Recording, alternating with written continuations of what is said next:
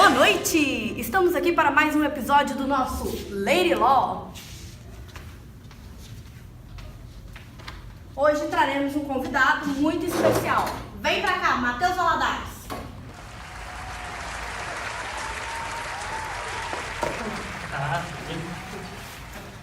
O que você entende por jurisdição, caro sabichão? Jurisdição, isso é muito fácil. Para você saber o que uma palavra significa, é só você perguntar quais outras que moram dentro dela. Em jurisdição, a gente tem duas palavras, juris e dição. Juris, as duas vêm do latim, juris significa direito e dição, dizer. Então, jurisdição não é nada mais do que o trabalho de um juiz, ou não necessariamente um juiz, mas de um terceiro, de dizer o direito, ou seja, de aplicar uma norma jurídica a um caso concreto. E aí produzir uma sentença que tem que ser executada, tem que ser seguida. Você nasceu da barriga da sua mãe. E a jurisdição? Nasceu de onde? Nossa, jurisdição, tempo demais. Isso tem desde os romanos ali. Só que lá tinha uma cara um pouco diferente do que a gente está acostumado hoje em dia. Ela era meio que dividida em duas figuras. Uma delas era a do pretor, que era aquele que era responsável por executar a sentença, por ter certeza de que aquilo ia para frente. E o árbitro era aquele que fazia a jurisdição de fato. Ele via ali o caso, aplicava uma norma, ele dava a sentença e o pretor realizava ela. Só que aí depois, isso era na época da República Romana, quando se tornou Império, como a gente sabe, a administração ali romana começou a se centralizar mais, isso também refletiu no poder judiciário romano. E aí, essa jurisdição e a figura do árbitro, a figura do árbitro com a jurisdição e o pretor, eles se uniram em um só no pretor. E aí o pretor passou aquele que executa e aquele que dá a sentença. E aí ele acabou se tornando aquele juiz que a gente conhece hoje em dia, do jeito que ele é. Nossa, velho, hein? E hoje? Como que tá? Então, hoje, a jurisdição ela consiste no poder-dever do Estado juiz de declarar e executar os direitos conforme as pretensões que lhes são formuladas, segundo os valores estabelecidos na própria Constituição Federal. Na Constituição do Brasil e de muitos outros países, o que acontece é que a jurisdição ela é feita prioritariamente pelo Poder Judiciário. Em alguns outros países isso muda um pouquinho, outras organizações contribuem com isso, mas é majoritariamente pelo Poder Judiciário. No Brasil, a gente ainda tem a jurisdição, ela vem como um direito do cidadão mesmo, resguardado na Constituição, e ainda com o conceito de inafastabilidade da jurisdição. E, além disso, na teoria do processo, hoje em dia, a gente vê a jurisdição e o processo como um só, não como mais coisas separadas. Ouvi falar numa tal de competência. Conte-me mais sobre isso. Bom, competência é um dos assuntos mais importantes, um dos temas mais importantes quando a gente fala de jurisdição hoje em dia.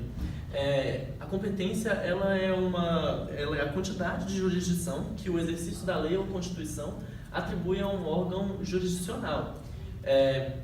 Ela, como poder estatal, é una, é indivisível, só que devido à grande extensão territorial do Brasil, ela acaba tendo que ter o exercício dela um pouco distribuído. E aí, daí vem vários tipos de competência, várias espécies. Aí a gente tem competência de jurisdição, que é a divisão dentro das justiças existentes no país, por exemplo, Justiça Federal, Justiça dos Estados, Justiça Militar, Justiça do Trabalho, esse tipo de coisa.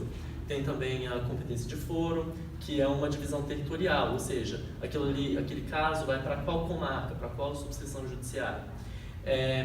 E ainda tem a competência de juízo, que é a divisão ali no órgão jurisdicional mesmo, tipo, para qual vara, que vai para a vara civil, vara penal, vara trabalhista, e tem também a competência recursal, que é decidir para qual tribunal, para qual órgão que vai o recurso que pode ser dado ali naquela ação. Muito obrigada. Então, vamos agora para o quadro Entrevista com o especialista. Boa noite. senhor é o doutor? José Lourenço Abidinhas. Prazer. Prazer. Pessoas de má fé são pessoas que não acreditam em Deus? Princípios. Quais são os princípios da jurisdição? Então, quanto à jurisdição, os princípios são muitos, e o primeiro deles é o da inafastabilidade, e esse princípio é assegurado explicitamente pelo texto constitucional no artigo 5º, inciso 35. O que é esse princípio? Nele, o legislador ele não pode afastar nenhum conflito do poder judiciário, e esse princípio ele decorre do direito de ação. Temos também o princípio de indeclinabilidade. Nesse princípio, os órgãos jurisdicionais eles não podem declinar de prestar a jurisdição, ou seja, eles não podem negar de tentar resolver os conflitos. E ele decorre da garantia da inafastabilidade. Temos também o princípio da indelegabilidade, que fala sobre os órgãos jurisdicionais não poderem delegar seu exercício a outra instituição ou pessoa. E ele decorre da garantia do juiz natural. Também temos o princípio da irrevogabilidade dos atos jurisdicionais. O que é esse princípio? Ele é os outros órgãos, os outros poderes jurídicos, o poder jurídico ou os outros, ele não pode revogar as decisões de sentença transitada em julgado, as sentenças que não cabem mais recurso. E é interessante ressaltar que um sinônimo para esse princípio é o de definitividade das decisões judiciais. E ele decorre da garantia da coisa julgada, que também está contido no texto constitucional, no artigo 5º, inciso 31. Temos também o princípio da inércia inicial, que decorre do direito de ação, e nesse princípio os órgãos jurídicos eles só podem se manifestar quando há provocação das partes, e isso garante tanto a imparcialidade dos agentes do órgão judiciário, e impede a invasão do espaço privado pelo Estado. E aí também temos o princípio da imparcialidade. Nesse princípio, a jurisdição ela deve ser exercida por terceiro imparcial, por processo dialético, em que se ouve ambas partes para proferir uma decisão e executá-la. E ele decorre da garantia do juiz natural também. E também temos o princípio da inevitabilidade, que é o último, e nesse princípio ninguém pode fugir aos efeitos dos atos dos órgãos do judiciário.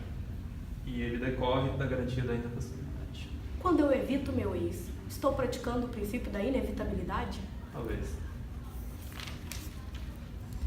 Matei a galinha da minha sogra e por isso serei penalizada? Quem tem limite é município. E a jurisdição tem limites? Então, a jurisdição ela tem alguns limites, sim, claramente. E esses limites eles são impostos para o exercício e eles se colocam no plano dos direitos fundamentais. E também é importante ressaltar que eles são estabelecidos pela legislação, principalmente pela lei maior, que no caso é a nossa Constituição Federal. Quais as espécies de jurisdição?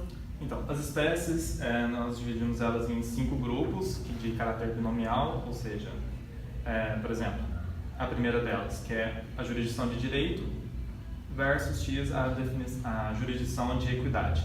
Na de direito, o juiz ele aplica o direito pré-existente. Já na de equidade, o juiz está autorizado por lei a criar direito, no caso concreto.